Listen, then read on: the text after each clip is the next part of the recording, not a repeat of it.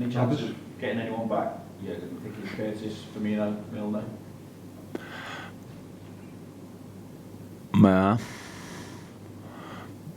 Bobby and Millie.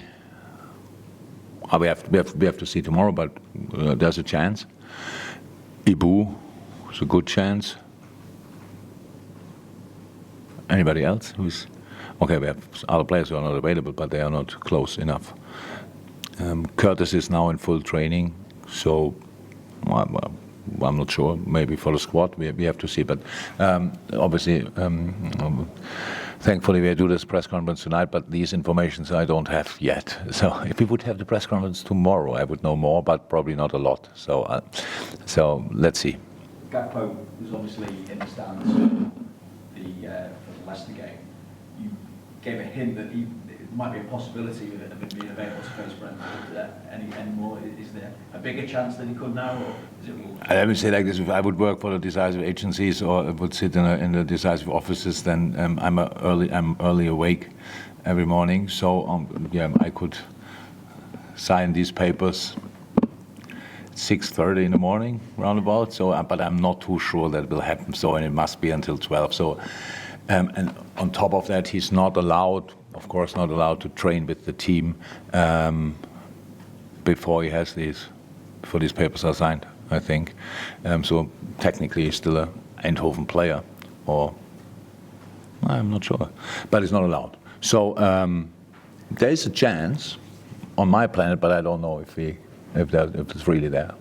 Obviously, we spoke the other day about relishing the challenge of reeling in those teams that are ahead of you in the Premier League. What momentum do you feel is building behind you at the moment? Because it's obviously 4 straight wins in the Premier League now. Yeah, which is obviously the only way how you can put pressure on them. That's how it is. That's what we have to do. We felt that often enough. How it is when you have good teams in your back. It's not very comfortable, and that's the situation we are in. So result-wise, we have this kind of momentum. Performance-wise, I would like to have a bit more consistency in, but we will get there, and the results help then obviously the most to get there, because I don't think you saw in any interview tonight from the game players, and I didn't see an interview from the players, but that everybody said, that's it, best football we've ever played. So we are very self-critical, and we know that we can improve, and we have to improve, and that we have to sort things better on the pitch. That's absolutely clear.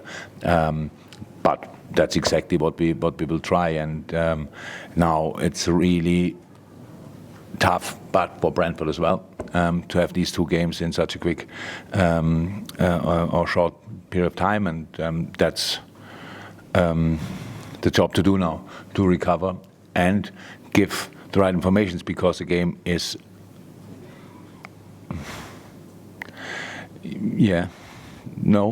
not too different actually. The way they played tonight with a lot of long balls, it was Brentford usually doing against us as well. Ivan Toney is then there and picks all the balls or deflects them and stuff like this. Very set pieces outstanding.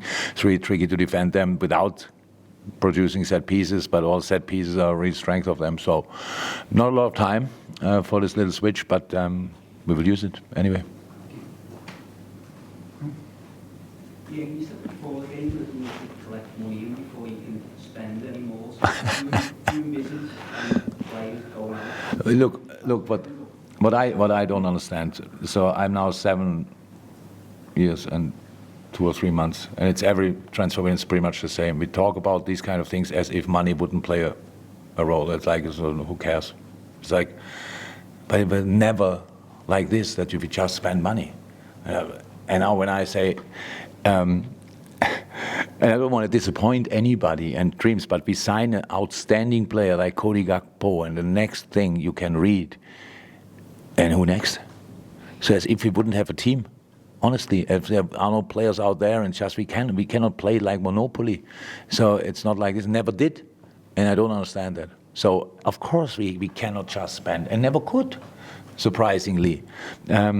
And we always sorted our situations, and it's a big part of my philosophy, really working full of faith and trust with the players you have and not constantly questioning them by telling them that we need another player for that or that position. I think with Cody, and it's obvious, and not only because we have that void now, the quality he has, the timing is perfect. If we would have waited until the summer, it would have been definitely even more expensive, or somebody else would have picked him. So there's a lot of potential. It makes absolute sense. And with the games we will have in the next years, the games will not get less. We will have more games and all these kind of things. So it's clear that you need real quality in all positions, and probably two teams with the same, on the same level, if you want, that you can rotate and these kind of things. And that's what we try to prepare, obviously. But that somebody's surprised when I say we will not now start just, what is that, splashing the cash. Is that the right thing? Yeah. Oh, not bad. We never did it, I know it anyway. So that should be really clear. So again, if there's something we can do, and that was always the case, and that means right player and financial situation, we will do it. And if not, then not. In terms of any seeing the squad stay together, given the amount of fixtures that you are coming up, or would you go have some in place at the same time? That's a different situation. I don't know. The transfer window didn't even open yet. So and nobody came so far to me and asked me if he can leave the club. If that would be the case, then I always listened to players, because the last thing I want to do is to force somebody to stay at Liverpool. Really not. But again, nobody came yet, and nobody. But the transfer window opens in 2-3 days, whatever. So 2. So maybe they're waiting for that. I don't know. Well done. Very much. Thank you. See you too soon again.